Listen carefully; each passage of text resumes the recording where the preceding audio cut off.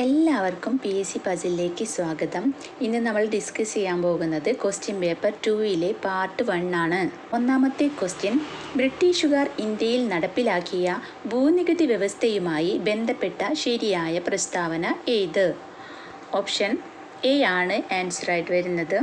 ബംഗാളിൽ നടപ്പിലാക്കിയ ഭൂനികുതി വ്യവസ്ഥയാണ് ശാശ്വത ഭൂനികുതി വ്യവസ്ഥ. ബംഗാളിൽ നടപ്പിലാക്കിയ ഭൂനികുതി വ്യവസ്ഥയാണ് ശാശ്വത ഭൂനികുതി വ്യവസ്ഥ. ശാശ്വത ഭൂനികുതി വ്യവസ്ഥ നടപ്പിലാക്കിയതാണ് ബംഗാൾ, ബീഹാർ, ഒറീസ പ്രദേശങ്ങളിൽ. ബംഗാൾ, ബീഹാർ, ഒറീസ പ്രദേശങ്ങളിലാണ് ശാശ്വത ഭൂനികുതി വ്യവസ്ഥ നടപ്പിലാക്കിയത്. ദക്ഷിണേന്ത്യൻ പ്രദേശങ്ങളിലാണ് റയറ്റുവാരി വ്യവസ്ഥ നടപ്പിലാക്കിയത്. ദക്ഷിണേന്ത്യൻ പ്രദേശങ്ങളിലാണ് റയറ്റുവാരി വ്യവസ്ഥ നടപ്പിലാക്കിയത്. വടക്കു പടിഞ്ഞാറൻ ഇന്ത്യയിലാണ് മഹൽവാരി വ്യവസ്ഥ നടപ്പിലാക്കിയത്. വടക്കു പടിഞ്ഞാറൻ ഇന്ത്യയിലാണ് മഹൽവാരി വ്യവസ്ഥ നടപ്പിലാക്കിയത്. രണ്ടാമത്തെ ക്വസ്റ്റ്യൻ, ചോർച്ചാ സിദ്ധാന്തത്തിൻ്റെ ഉപജ്ഞാതാവാരാണ്? ഓപ്ഷൻ സി ആണ് ആൻസർ, ദാദാഭായ് നവറോജി. ദാദാഭായ് നവറോജിയാണ് ചോർച്ചാ സിദ്ധാന്തത്തിൻ്റെ ഉപജ്ഞാതാവ്. സെർവൻസ് ഓഫ് ഇന്ത്യ സൊസൈറ്റി സ്ഥാപിച്ചത് ഗോപാലകൃഷ്ണ ഗോഖലെയാണ്. സെർവൻസ് ഓഫ് ഇന്ത്യ സൊസൈറ്റി സ്ഥാപിച്ചത് ഗോപാലകൃഷ്ണ ഗോഖലെ. സ്വരാജ്യം എൻ്റെ ജന്മാവകാശമാണ്, അത് ഞാൻ നേടുക തന്നെ ചെയ്യും എന്ന് പറഞ്ഞത് ബാലഗംഗാധര തിലകനാണ്. സ്വരാജ്യം എൻ്റെ ജന്മാവകാശമാണ്, അത് ഞാൻ നേടുക തന്നെ ചെയ്യും എന്ന് പറഞ്ഞത് ബാലഗംഗാധര തിലകനാണ്. മൂന്നാമത്തെ ക്വസ്റ്റ്യൻ, ദത്താവകാശ നിരോധന നിയമം നടപ്പിലാക്കിയ ഗവർണർ ജനറൽ ആരാണ്? ഓപ്ഷൻ ബി ആണ് ആൻസർ, ഡൽഹൌസി പ്രഭു. ഡൽഹൌസി പ്രഭുവാണ് ദത്താവകാശ നിരോധന നിയമം നടപ്പിലാക്കിയത്. ദത്താവകാശ നിരോധന നിയമം നടപ്പിലാക്കിയ വർഷം 1848 1848 ദത്താവകാശ നിരോധന നിയമം നടപ്പിലാക്കിയത്. ദത്താവകാശ നിരോധന നിയമം റദ്ദു ചെയ്തത് 1859 കാനിങ് പ്രഭുവാണ്. ദത്താവകാശ നിരോധന നിയമം റദ്ദു ചെയ്തത് 1859 കാനിങ് പ്രഭുവാണ്. സൈനിക സഹായ വ്യവസ്ഥ നടപ്പിലാക്കിയത് വെല്ലസ്ലി പ്രഭുവാണ്. സൈനിക സഹായ വ്യവസ്ഥ നടപ്പിലാക്കിയത് വെല്ലസ്ലി പ്രഭു. ശാശ്വത ഭൂനികുതി വ്യവസ്ഥ നടപ്പിലാക്കിയത് കോൺവാലിസ് പ്രഭു. ശാശ്വത ഭൂനികുതി വ്യവസ്ഥ നടപ്പിലാക്കിയത് കോൺവാലിസ് പ്രഭുവാണ്. നാലാമത്തെ ക്വസ്റ്റ്യൻ, താഴെ പറയുന്നവയിൽ ശരിയായ പ്രസ്താവന ഏത്? ഓപ്ഷൻ ഡി ആണ് ശരിയായിട്ടുള്ള ആൻസർ. 1857 വിപ്ലവത്തിലെ ലക്നൌവിലെ നേതാവായിരുന്നു ഹസ്രത്ത് മഹൽ എന്നതാണ് ശരിയായിട്ടുള്ള ആൻസർ. 1857 ലക്നൌവിൽ നേതൃത്വം നൽകിയതാണ് ബീഗം ഹസ്രത്ത് മഹൽ. 1857 വിപ്ലവത്തിൻ്റെ ബുദ്ധി കേന്ദ്രം നാനാ സാഹിബായിരുന്നു. 1857 വിപ്ലവത്തിൻ്റെ ബുദ്ധി കേന്ദ്രം നാനാ സാഹിബായിരുന്നു. കാൺപൂരിൽ ഒന്നാം സ്വാതന്ത്ര്യ സമരത്തിന് നേതൃത്വം നൽകിയത് നാനാ സാഹിബായിരുന്നു. കാൺപൂരിൽ ഒന്നാം സ്വാതന്ത്ര്യ സമരത്തിന് നേതൃത്വം നൽകിയത് നാനാ സാഹിബായിരുന്നു. 1857 വിപ്ലവത്തിൻ്റെ താൽക്കാലിക വിജയത്തെ തുടർന്ന് വിപ്ലവകാരികൾ ഡൽഹിയിൽ ചക്രവർത്തിയായി വാഴിച്ചത് ബഹദൂർ ഷാ രണ്ടാമനെയാണ്. 1857 വിപ്ലവത്തിൻ്റെ താൽക്കാലിക വിജയത്തെ തുടർന്ന് വിപ്ലവകാരികൾ ഡൽഹിയിൽ ചക്രവർത്തിയായി വാഴിച്ചത് ബഹദൂർ ഷാ രണ്ടാമനെയാണ്. ഒന്നാം സ്വാതന്ത്ര്യ സമരത്തിൽ ഈസ്റ്റ് ഇന്ത്യ കമ്പനിക്കെതിരെ ഗറില്ല യുദ്ധരീതി ആവിഷ്കരിച്ച വിപ്ലവകാരിയാണ് താന്തിയ തോപ്പി. ഒന്നാം സ്വാതന്ത്ര്യ സമരത്തിൽ ഈസ്റ്റ് ഇന്ത്യ കമ്പനിക്കെതിരെ ഗറില്ല യുദ്ധരീതി ആവിഷ്കരിച്ച വിപ്ലവകാരിയാണ് താന്തിയ തോപ്പി. അഞ്ചാമത്തെ ക്വസ്റ്റ്യൻ ഡിലീറ്റഡ് ക്വസ്റ്റ്യൻ ആണ്. ആറാമത്തെ ക്വസ്റ്റ്യൻ, ഇന്ത്യൻ ഭരണഘടനയുടെ ആമുഖം തയ്യാറാക്കിയതാര്? ഓപ്ഷൻ എ ആണ് ആൻസർ, ജവഹർലാൽ നെഹ്റു. ജവഹർലാൽ നെഹ്റുവാണ് ഇന്ത്യൻ ഭരണഘടനയുടെ ആമുഖം തയ്യാറാക്കിയത്. ഗാന്ധിജി ആദ്യമായി കേരളത്തിലെത്തിയത് ഖിലാഫത്ത് സമരത്തിൻ്റെ പ്രചരണാർത്ഥമാണ്. ഗാന്ധിജി ആദ്യമായി കേരളത്തിലെത്തിയത് ഖിലാഫത്ത് സമരത്തിൻ്റെ പ്രചരണാർത്ഥമാണ്. ഗവർണർ ജനറൽ പദവി വഹിച്ച ഏക ഇന്ത്യക്കാരനാണ് രാജഗോപാലാചാരി. ഗവർണർ ജനറൽ പദവി വഹിച്ച ഏക ഇന്ത്യക്കാരനാണ് രാജഗോപാലാചാരി. 3 വട്ടമേശ സമ്മേളനങ്ങളിലും പങ്കെടുത്ത വ്യക്തിയാണ് ഡോക്ടർ BR അംബേദ്കർ. 3 വട്ടമേശ സമ്മേളനങ്ങളിലും പങ്കെടുത്ത വ്യക്തിയാണ് ഡോക്ടർ BR അംബേദ്കർ. ഭരണഘടനയുടെ ശില്പിയും ഡോക്ടർ BR അംബേദ്കറാണ്. ഭരണഘടനയുടെ ശില്പിയും ഡോക്ടർ BR അംബേദ്കറാണ്. ഏഴാമത്തെ ക്വസ്റ്റ്യൻ, തിരഞ്ഞെടുക്കപ്പെടുന്ന രാഷ്ട്രത്തലവനുള്ള രാജ്യം ഏത് പേരിൽ അറിയപ്പെടുന്നു? ഓപ്ഷൻ ബി ആണ് ആൻസർ റിപ്പബ്ലിക്. റിപ്പബ്ലിക് എന്നാണ് തിരഞ്ഞെടുക്കപ്പെടുന്ന രാഷ്ട്രത്തലവനുള്ള രാജ്യം അറിയപ്പെടുന്നത്. എട്ടാമത്തെ ക്വസ്റ്റ്യൻ, ക്ഷേമരാഷ്ട്ര സങ്കല്പത്തെക്കുറിച്ച് ഇന്ത്യൻ ഭരണഘടനയിൽ എവിടെയാണ് പ്രതിപാദിച്ചിരിക്കുന്നത്? ഓപ്ഷൻ ബി ആണ് ആൻസർ നിർദ്ദേശക തത്വങ്ങളിൽ. നിർദ്ദേശക തത്വങ്ങളിലാണ് ക്ഷേമരാഷ്ട്ര സങ്കല്പത്തെക്കുറിച്ച് ഭരണഘടനയിൽ പ്രതിപാദിച്ചിരിക്കുന്നത്.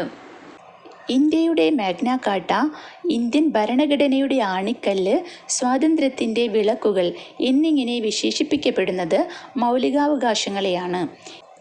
ഇന്ത്യയുടെ മാഗ്ന കാർട്ട, ഇന്ത്യൻ ഭരണഘടനയുടെ ആണിക്കല്ല്, സ്വാതന്ത്ര്യത്തിൻ്റെ വിളക്കുകൾ എന്നിങ്ങനെ വിശേഷിപ്പിക്കപ്പെടുന്നത് മൗലികാവകാശങ്ങളെയാണ്. ഇന്ത്യൻ ഭരണഘടനയുടെ രത്നം എന്നറിയപ്പെടുന്നത് ആമുഖമാണ്.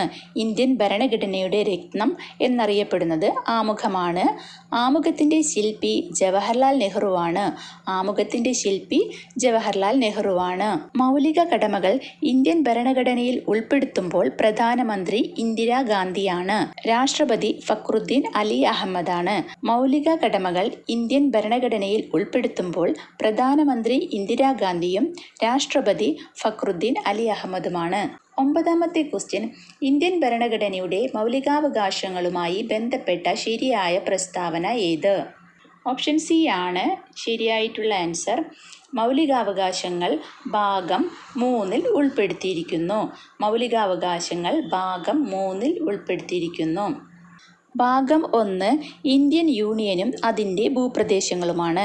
ഭാഗം 1 ഇന്ത്യൻ യൂണിയനും അതിൻ്റെ ഭൂപ്രദേശങ്ങളുമാണ്. ഭാഗം 2 പൗരത്വമാണ്. ഭാഗം 2 പൗരത്വമാണ്. ഭാഗം 4 നിർദ്ദേശക തത്വങ്ങളാണ്. ഭാഗം 4 നിർദ്ദേശക തത്വങ്ങളാണ്.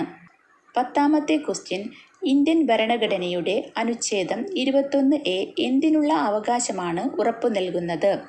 ഓപ്ഷൻ ഡി ആണ് ആൻസർ വിദ്യാഭ്യാസം. വിദ്യാഭ്യാസത്തിനുള്ള അവകാശമാണ് ഇന്ത്യൻ ഭരണഘടനയുടെ അനുച്ഛേദം 21A ഉറപ്പു നൽകുന്നത്. 11ാമത്തെ ക്വസ്റ്റ്യൻ, മലബാറിലെ കർഷക കലാപങ്ങളെ പറ്റി പഠിക്കാൻ ബ്രിട്ടീഷുകാർ നിയമിച്ച കമ്മീഷൻ. ഓപ്ഷൻ എ ആണ് answer William Logan commission. William Logan കമ്മീഷനെയാണ് മലബാറിലെ കർഷക കലാപങ്ങളെ പറ്റി പഠിക്കാൻ ബ്രിട്ടീഷുകാർ നിയമിച്ചത്. ബ്രിട്ടീഷ് ഇന്ത്യയിൽ ഹണ്ടർ വിദ്യാഭ്യാസ കമ്മീഷനെ നിയമിച്ചത് റിപ്പൺ പ്രഭുവാണ്. ബ്രിട്ടീഷ് ഇന്ത്യയിൽ ഹണ്ടർ വിദ്യാഭ്യാസ കമ്മീഷനെ നിയമിച്ചത് റിപ്പൺ പ്രഭുവാണ്. സൈമൺ കമ്മീഷൻ ഇന്ത്യയിൽ വരുമ്പോൾ ഇന്ത്യൻ വൈസ്രോയി ഇർവിൻ പ്രഭുവായിരുന്നു. സൈമൺ കമ്മീഷൻ ഇന്ത്യയിൽ വരുമ്പോൾ ഇന്ത്യൻ വൈസ്രോയി ഇർവിൻ പ്രഭുവായിരുന്നു. 12ാമത്തെ ക്വസ്റ്റ്യൻ, കുറിച്യ കലാപത്തിൻ്റെ നേതാവാര്? ഓപ്ഷൻ സി ആണ് ആൻസർ രാമൻ നമ്പി.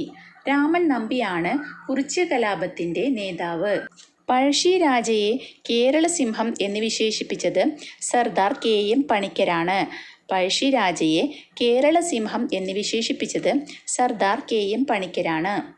കുണ്ടറ വിളംബരം നടത്തിയ ഭരണാധികാരിയാണ് വേലുത്തമ്പിദളവ. കുണ്ടറ വിളംബരം നടത്തിയ ഭരണാധികാരിയാണ് വേലുത്തമ്പിദളവ. ആദിവാസികളുടെ സ്വാതന്ത്ര്യ സമരം എന്നറിയപ്പെടുന്ന മുണ്ട കലാപത്തിൻ്റെ നേതാവാണ് ബിർസ മുണ്ട. ആദിവാസികളുടെ സ്വാതന്ത്ര്യ സമരം എന്നറിയപ്പെടുന്ന മുണ്ട കലാപത്തിൻ്റെ നേതാവാണ് ബിർസ മുണ്ട. സർവ്വവിദ്യാധിരാജ എന്നറിയപ്പെട്ടതാരെയാണ്? ഓപ്ഷൻ എ ആണ് ചട്ടമ്പി സ്വാമികൾ. ചട്ടമ്പി സ്വാമികളെയാണ് സർവ്വവിദ്യാധിരാജ എന്നറിയപ്പെട്ടിരുന്നത്. ബ്രഹ്മാനന്ദ ശിവയോഗിയുടെ യഥാർത്ഥ നാമം കാരാട്ട് ഗോവിന്ദമേനോൻ എന്നായിരുന്നു. ബ്രഹ്മാനന്ദ ശിവയോഗിയുടെ യഥാർത്ഥ നാമം കാരാട്ട് ഗോവിന്ദമേനോൻ എന്നായിരുന്നു. നിരീശ്വരവാദികളുടെ ഗുരു എന്നറിയപ്പെട്ടിരുന്നത് ബ്രഹ്മാനന്ദ ശിവയോഗിയാണ്. നിരീശ്വരവാദികളുടെ ഗുരു എന്നറിയപ്പെട്ടിരുന്നത് ബ്രഹ്മാനന്ദ ശിവയോഗിയാണ്. ശ്രീനാരായണ ഗുരുവിൻ്റെ കൃതിയാണ് ആത്മോപദേശ ശതകം.